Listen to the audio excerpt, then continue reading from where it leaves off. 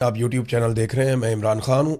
नाजरीन, मुज़ाकरात ईरान और अमेरिका के बीच में अभी तक शुरू नहीं हो पाए। आज मंगल का दिन शुरू हो गया है। पहले ये कहा गया कि वीकेंड पे मुज़ाकरात शुरू हो जाएंगे, फिर कहा गया जी सोमवार को हो जाएंगे। फिर डोनाल्ड ट्रंप ने दावा किया कि मंगल वाले दिन जो है वो उनकी टीम पहुंच जाएगी पाकिस्तान में और ईरान के साथ मुज़ाकरात होंगे। एक तरफ अमेरिका का मौक़िफ़ है जो बार बार बदल रहा है और उसके रीजंस भी हैं। पहले आप देख लें, डोनाल्ड ट्रंप ने जो लेटेस्ट बयान दिया है वो ये है कि डेमोक्रेट्स ईरान के हवाले से हमारी इस वक्त की इंतहाई मजबूत पोजीशन को नुकसान पहुंचाने की हर मुमकिन कोशिश कर रहे हैं। इस हकीकत के बावजूद कि पहली जंग अजीम 4 साल 3 माह और 14 दिन जारी रही, दूसरी जंग अजीम 6 साल 1 दिन तक चली। अब ये जंगों का हवाला डोनाल्ड ट्रंप इसलिए दे रहे हैं ताकि वो अपने नुकसान को कम करके साबित करें कि देखें ना, जंग अजीम तो इतनी लंबी चलती हैं, लड़ाइयाँ बहुत लंबी चलती हैं, हमने तो बहुत मुख्तसर लड़ाई की है। इससे पहले वो अफ़गानिस्तान के अंदर लड़ाई या इराक़ के अंदर लड़ाई, इन चीज़ों के हवाले भी दे चुके हैं। उन्होंने कहा जी 6 हफ्तों का मैंने वादा किया था, हमने काफ़ी कामयाबियाँ हासिल की हैं। मैंने फेक न्यूज़ में पढ़ा कि मुआहदा करने के लिए मैं दबाव में हूँ। मैं बिल्कुल दबाव में नहीं हूँ और ये सारा कुछ बहुत जल्दी हो जाएगा। वक्त मेरा दुश्मन नहीं है। डोनाल्ड ट्रंप कहता है जी कि जो मुआहदा मैं करना चाहता हूँ ईरान के साथ वो जल्द हो जाएगा, मगर जल्दबाजी में कोई बुरी डील नहीं करूंगा मैं ईरान के साथ। ईरान की बहरी नाकाबंदी बरकरार रखने का ऐलान किया और बताया कि जेडी वेंस, स्टीव विटकॉफ और जेरेड कुशनर इस्लामाबाद में आज जाएंगे। अब मंगल का दिन है।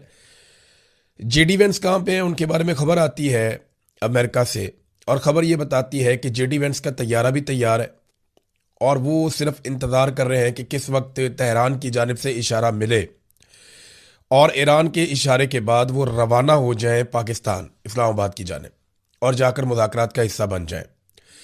जो जेडी वेंस आखिरी खबरें आने तक, जब मैं ये वीडियो रिकॉर्ड कर रहा हूँ, अभी तक जो इतलात मैंने देखी हैं, उन्होंने अपना ट्रैवल शुरू नहीं किया और वो इंतज़ार कर रहे हैं ईरान का। अब ये हालात पैदा हो गए कि अमेरिका मुज़ाकरात के लिए जल्दी कर रहा है, वो मुज़ाकरात की टेबल पे बैठना चाहता है।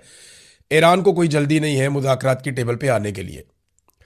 ईरान की जानिब से लगातार जो बयानात आ रहे हैं वो भी ऐसे ही हैं।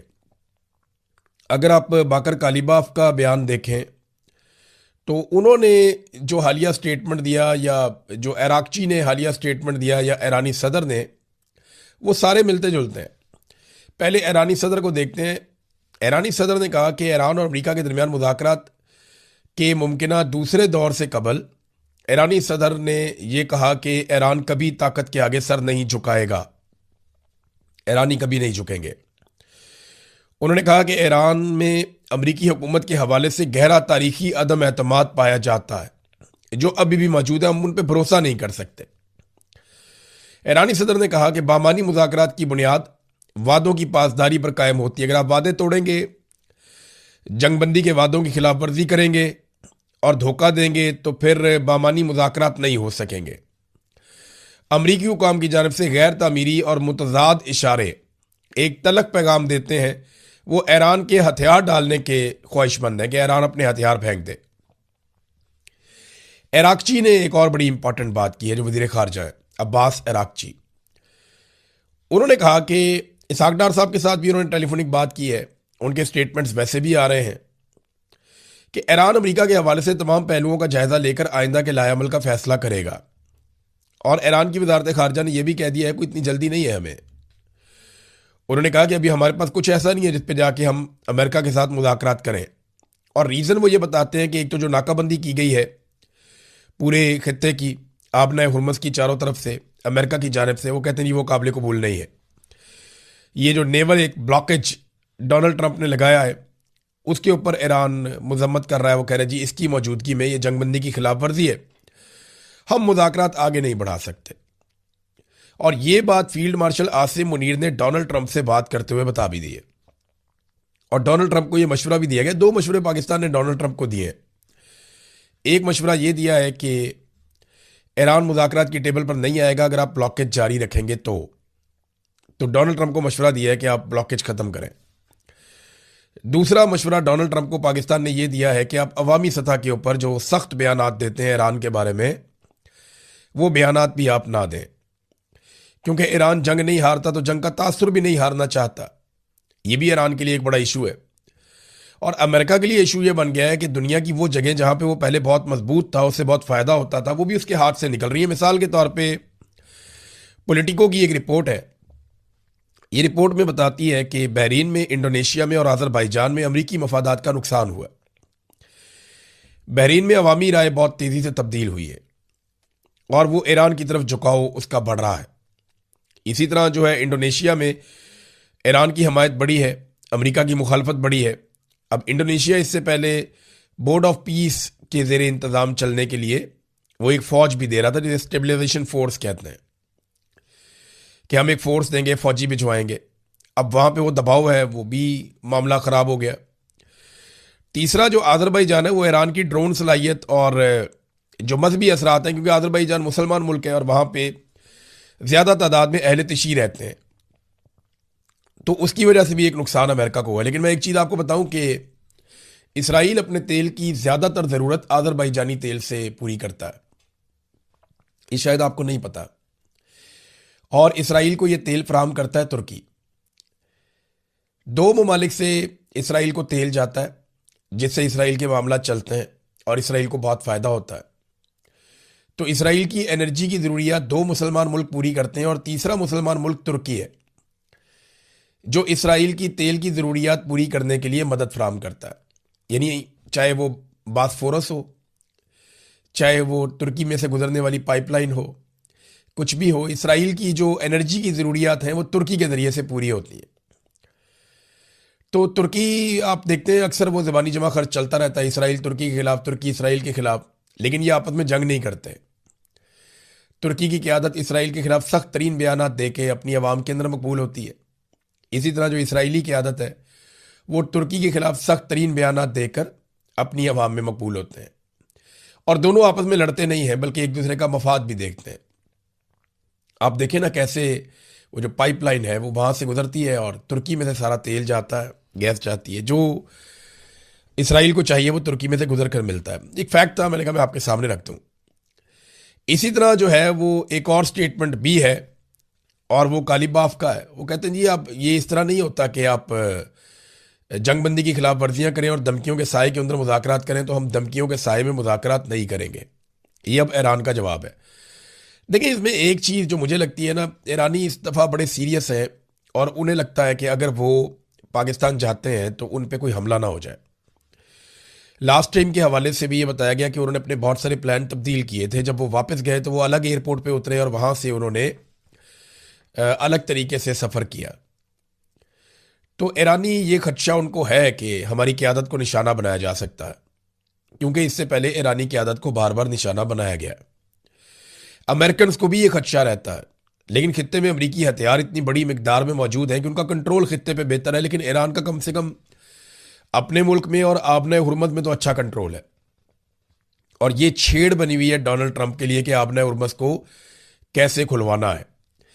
डोनाल्ड ट्रंप जो है वो अमरीकी मीडिया के भी बहुत सख्त खिलाफ हो गया। डोनाल्ड ट्रंप ने कहा कि मैं एक जंग जीत रहा हूं, बहुत बड़े फर्क से जीत रहा हूं, हालात बहुत अच्छे जा रहे हैं, हमारी फौज ने शानदार कारकर्दगी दिखाई है। लेकिन अगर आप जाली खबरों को पढ़ें, जैसे कि द न्यूयॉर्क टाइम या बिल्कुल ही ख़राब और घटिया वॉल स्ट्रीट जर्नल या अब तकरीबन ख़त्म हो चुका वाशिंगटन पोस्ट, ये अमेरिका के 3 टॉप के इदारे हैं, तो कहते हैं फिर आपको लगेगा कि आप जंग हार रहे हैं। दुश्मन उलझन में है, क्योंकि वो भी यही मीडिया रिपोर्ट्स देखते हैं, लेकिन वो ये भी जानते हैं कि इनकी बहरिया मुकम्मल तौर पर तबाह हो चुकी है, उनकी फ़ज़ाइया अंधेरे रनवेज पर चली गई है और उनके पास कोई एंटी मिसाइल या एंटी एयरक्राफ्ट निज़ाम नहीं बचा। उनके साबका रहनुमा ज़्यादातर ख़त्म हो चुके हैं। और शायद सबसे अहम बात यह है कि नाकाबंदी, जिसे हमने इस वक्त तक ख़त्म नहीं करेंगे जब तक कोई डील नहीं हो जाती, ईरान को बुरी तरह तबाह कर रही है। अब यहाँ अमेरिका के टॉप मीडिया को बुरा बुरा कहते हुए डोनाल्ड ट्रंप ने एक मरतबा फिर कहा कि वो जब तक डील नहीं हो जाती तब तक नाकाबंदी ख़त्म नहीं करेगा। और $500 मिलियन का वो रोज़ाना नुकसान भी उठा रहा है। तो डोनाल्ड ट्रंप को अमेरिकन मीडिया पे बिल्कुल वैसे ही गुस्सा है जैसे पाकिस्तानी एस्टेब्लिशमेंट को पाकिस्तानी मीडिया पे गुस्सा आता है। लेकिन पाकिस्तान में तो मीडिया को एस्टेब्लिशमेंट कंट्रोल कर लेती है ताकत के बलबूते पे। अब अमेरिका में ऐसा होता नहीं है, वहाँ मीडिया आज़ाद है और उसकी सबसे बड़ी वजह यह है कि वहां की जो अदालतें हैं ना वो आज़ाद हैं। नाजरीन, अल अरेबिया ने एक खबर दी है और वो खबर ये है कि शहबाज शरीफ ने अमेरिका और ईरान से जंग बंदी में मजीद 2 हफ्ते की तौसी की दरख्वास्त की है। अब ये जो तौसी की दरख्वास्त है, पिछली मरतबा जब की तो इसमें ड्राफ्ट वाला रोला पड़ गया था कि वो ड्राफ्ट वाला लफ्ज़ जो आ गया था, वो मैंने आपको खबर दी थी, बड़ा लोगों ने रोला डाला, लेकिन उसके बाद बिल्कुल सारे चुप कर गए जब अमेरिकन अखबारात ने इसकी तस्दीक कर दी कि ये वॉशिंगटन से डोनाल्ड ट्रंप की अप्रूवल के बाद शहबाज शरीफ साहब ने ट्वीट किया था और गलती से वो पहली लाइन मिटाना भूल गए थे। जो उन्हें दिया गया उन्होंने वैसे ही कॉपी पेस्ट कर दिया। अब मुझे लगता है कि दोबारा पाकिस्तान से यह दरखास्त की गई है कि आप मजीद जंगबंदी में तौसी करवाएं। तो एक तरफ इस्लामाबाद में मुज़ाकरात की तैयारी हतमी मरहले में है कि जनाब हमारी तरफ से पूरी तैयारी है, दूसरी तरफ से जो ईरान की शमूलियत है उस पर सवालात खड़े हैं। मुझे ऐसा लगता है कि मुज़ाकरात एक मरतबा फिर हो जाएंगे। ईरानी मुज़ाकरात से नहीं भागेंगे, वो टेबल के ऊपर आने से नहीं घबराएंगे। वजह यह है कि उनकी मुज़ाकरात करने की सलाहियत भी दुनिया ने देखा कि बेहतरीन है। डोनाल्ड ट्रंप ने, जेडी वेंस ने खुद उनकी तारीफ की कि वो ज़बरदस्त लोग हैं, बड़े ज़हीन लोग हैं जिनके साथ हमारी बातचीत हुई है। और अब तो ईरान पूरी तैयारी के साथ आएगा। पहले लबनान में जंग का मामला था, वहाँ जंगबंदी नहीं हो रही थी और अब जंगबंदी की खिलाफ वर्जियाँ हो रही हैं। गाज़ा में जंगबंदियाँ की खिलाफ वर्जियाँ हो रही हैं और बार बार हो रही हैं। और दूसरा, अमेरिका ने खुद नाकाबंदी करके स्ट्रेट ऑफ होर्मज़ की एक जंगबंदी की बड़ी खिलाफ वर्जी कर दी है। पाकिस्तान ने, क्योंकि एक फील्ड मार्शल आसिम मुनीर की बात भी हुई है और वो बात हुई डोनाल्ड ट्रंप से, तो पाकिस्तान ने अमेरिका को ये यकीन दिलाया है या ट्रंप को ये यकीन दिलाया है कि ईरान ज़रूर मुज़ाकरात में आएगा भी और ईरान कुछ चीज़ों में लचक भी दिखाएगा, लेकिन अमेरिका को भी कुछ चीज़ों में लचक दिखानी पड़ेगी। तो क्या ये लोग एक अच्छी डील बनाने में कामयाब हो जाएंगे? देखें, डोनाल्ड ट्रंप को चाहिए फेस सेविंग। अमेरिका में उसको बहुत नुकसान हो रहा है। 63% लोग तो वैसे ही अमेरिका में डोनाल्ड ट्रंप के खिलाफ हो गए हैं। जो बाकी बचे हैं वो ये कह रहे हैं कि ट्रंप को भी लड़ाई में जीतना पड़ेगा हर हाल में, और अगर डोनाल्ड ट्रंप लड़ाई से पीछे हट जाता है बगैर कोई फेस सेविंग लिए हुए, या कोई भी बड़ी वॉर ट्रॉफी उठाए डोनाल्ड ट्रंप पीछे हट जाता है, तो ऐसी सूरत में बाकी लोग भी डोनाल्ड ट्रंप के हाथ से निकल जाएंगे। तो ट्रंप अमेरिका में बहुत बुरी तरह गैर मकबूल हो जाएगा और उसके लिए जो मिड टर्म इलेक्शन है वो जीतना एक ख्वाब बन जाएगा। फिर अमेरिकी जंगी मशीनरी के ऊपर बड़े बड़े सवालात उठाए जा रहे हैं और ये सवालात न्यूयॉर्क टाइम ने उठाए हैं। उन्होंने बताया कि ये जो जंग हुई है इसने अमेरिका को कुछ सबक दिए हैं। ख़ास तौर पे ये सबक दिए हैं कि अब बमबार तैयारे और तैयारा बरदार जो बहरी बेड़े अमेरिका के थे वो उतने बाअसर नहीं रहे जितने माजी में हुआ करते थे। ईरान से लड़ाई में अमेरिका को बहुत सबक मिला है कि अमेरिका के हथियार अब वो काबिलियत नहीं रखते। जदीद दौर में उन्हें लड़ने की स्ट्रेटजी और हथियारों की हिकमत अमली को बदलना पड़ेगा। जैसा कि मैंने आपको पहले बताया था कि टैंक्स अब वो चीज़ नहीं रहे जो माजी में होते थे। एक ड्रोन के मुकाबले में 10 टैंक भी काम नहीं कर सकते। तो ईरान ने बड़ी जदीद लड़ाई लड़ी है कम वसाइल के साथ, और अमेरिका के हथियार बहुत ज़्यादा थे, बड़े ताकतवर थे, लेकिन जदीद लड़ाई में अमेरिका की हिकमत अमली ईरान से बेहतर नहीं थी। और ये बात तमाम अमरीकी अखबारात और तमाम अमरीकी मीडिया तस्लीम ना सिर्फ कर रहा है बल्कि वो उसको छाप रहे हैं। इसी बात पे डोनाल्ड ट्रंप बहुत गुस्से में भी है। ईरान ने कुछ अमरीकी क्रूज मिसाइल सही सलामत हासिल कर लिए हैं, ये भी खबर आई है और ये इंटरनेशनल मीडिया पे आई है। देखिए, अमेरिका ने, जब आप इतने सारे मिसाइल मारते हैं हज़ारों की तादाद में, तो कुछ ऐसे भी हैं जो आपके ब्लास्ट नहीं होते, जो मिसाइल फटते नहीं हैं। जैसे कि पाकिस्तान के साथ एक दफ़ा हुआ कि टॉम हाक मिसाइल्स, जो क्रूज मिसाइल्स हैं, वो अमेरिका ने चलाए अफगानिस्तान में, उनमें कुछ जो है वो बलूचिस्तान में गिर गए, तो वो पाकिस्तानियों ने और चाइनीज़ ने काबू कर लिए। तो नवाज शरीफ ने पूरी दुनिया को ये बताया था बरतानिया में खड़े होकर कि हमने अमरीकी हथियारों को काबू किया और फिर हमने उनकी रिवर्स इंजीनियरिंग की और फिर हमने टॉम हाक मिसाइल की तर्ज के ऊपर अपने मिसाइल बना लिए। ये नवाज शरीफ ने, साबिक वज़ीर आज़म ने पूरी दुनिया को बताया था लंदन में खड़े होकर। तो इसी तरह अब ईरान के पास भी अमरीकी क्रूज मिसाइल सही सलामत हालत में मौजूद हैं इंटरनेशनल रिपोर्ट्स के मुताबिक, और ईरानी मिसाइल प्रोग्राम की बेहतरी में अब वो उन्हें इस्तेमाल कर सकते हैं, तो ये भी अमेरिका के लिए एक पंगा। तो ये लड़ाई बहुत सारे हवालों से अमेरिका के लिए मुश्किलात पैदा करेगी, इसराइल के लिए भी मुश्किलात पैदा करेगी, क्योंकि खित्ते में इसराइल ने रहना है और लड़ाई इसराइल की ईरान के साथ होनी है। अमेरिका तो इस लड़ाई से अब निकलेगा तो अमेरिका सोच समझ के ही दोबारा आएगा, तो इस लड़ाई में आएगा, वरना अमेरिका के लिए मुश्किल है। क्योंकि देखें, डोनाल्ड ट्रंप के साथ जो कुछ हो रहा है, या उनकी मकबूलियत जिस तरह गिरी है, या इस जंग में अमेरिका जिस तरह एक्सपोज हुआ है, अमेरिका की चौधराहट जैसे ज़ाया हुई है, इन सारी चीज़ों को लेकर कोई भी सदर इस चक्कर में दोबारा नहीं पड़ेगा। एक सेनेटर है अमेरिका में, उन्होंने स्टेटमेंट दिया है डोनाल्ड ट्रंप की फैमिली की करप्शन पर, और इस जंग के दौरान जिस तरह वो पैसा बना रहे हैं उसके बारे में उन्होंने बात की है। सेनेटर जॉन ओसोफ, इन्होंने ट्रंप के दामाद जेरेड कुशनर के बारे में बयान दिया। वो $2 अरब के लिए सऊदी पेरोल पर हैं। ये उन्होंने कहा कि जेरेड कुशनर $2 अरब के लिए सऊदी पेरोल पर है, और अब वो बज़ाहिर मशरिक़ वस्ता में अमरीकी सफारतकारी की क़यादत कर रहे हैं, जबकि बिल्कुल इसी वक्त वो अरब दुनिया के शहजादों और शेखों से मजीद अरबों डॉलर मांग रहे हैं। क्या आप तसव्वुर कर सकते हैं कि कोई आम अमरीकी सफ़ीर सऊदी वली अहद मोहम्मद बिन सलमान से अरबों डॉलर का मुतालबा करे? ये कन्फ्लिक्ट ऑफ इंटरेस्ट है ना। और इस खेल में सिर्फ जेरेड कुशनर ही शामिल नहीं है। एरिक, जो डोनाल्ड ट्रंप का एक बेटा है, और डोनाल्ड जूनियर, जो डोनाल्ड ट्रंप का दूसरा बेटा है। इनकी जुज़वी मिल्कियत वाली एक कंपनी इस जंग के दौरान खलीजी रियासतों को अपने ड्रोन इंटरसेप्टर्स, यानी ड्रोन को मार गिराने वाला निज़ाम फरोख्त करने की कोशिश कर रही है। इससे पहले हमने कभी इतनी बड़ी करप्शन को छुपाने की इतनी मामूली कोशिश भी नहीं देखी। यानी इसको करप्शन करार दिया जा रहा है। अमेरिका में अब ये आवाज़ें उठना शुरू हो गई हैं कि डोनाल्ड ट्रंप की फैमिली ने इस लड़ाई से भी पैसा बनाया है। कुछ और चीज़ें भी अमेरिका में सामने आई कि एक सट्टा होता है, जैसे ही लड़ाई फैलने लगती है तो एकदम कीमतें ऊपर जाती हैं, और जैसे ही ये स्टेटमेंट आते हैं कि अब लड़ाई जो है वो रुक जाएगी तो कीमतें नीचे जाती हैं। इन कीमतों के उतार चढ़ाव में भी अरबों डॉलर बनते हैं, और इस खेल के अंदर कुछ लोग शामिल हैं जिनके ऊपर तहकीकात का मुतालबा किया जा रहा है। शक इस बात पे किया जा रहा है कि डोनाल्ड ट्रंप और उनके साथियों को पता होता है कि ये वाला स्टेटमेंट देंगे तो पेट्रोल की कीमतें ऊपर चली जाएंगी, और ये वाला स्टेटमेंट देंगे तो पेट्रोल की कीमतें नीचे आ जाएंगी। तो आलमी सतह पे एक सट्टा हो रहा है, और उस सट्टे के जरिए से भी पैसा बनाया जा रहा है। नाज़रीन, अब एक आखिरी खबर मैं आपके सामने रखता हूँ। ये है जनाब बाजोड़ से रुकन सूबाई असम्बली हैं पाकिस्तान तहरीक इंसाफ के। इन्होंने बड़ी अलार्मिंग किस्म की बात की है। मोहम्मद फ़हीम साहब हमारे जर्नलिस्ट हैं, उन्होंने इसको रिपोर्ट किया है।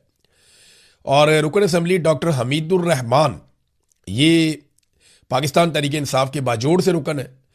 वो ये कहते हैं कि हफ्ते वाले दिन ज़िला बाजोड़ की तहसील खार में सिक्योरिटी फोर्सेस स्पॉन्सर लोगों ने दहशतगर्दों की मौजूदगी की बिना पर एक गांव पर छापा मारा, और वहां पर चादर और चार दीवारी के तकद्दुस को पामाल किया, और इस छोटे बच्चे को अपनी मां की गोद में शहीद कर दिया।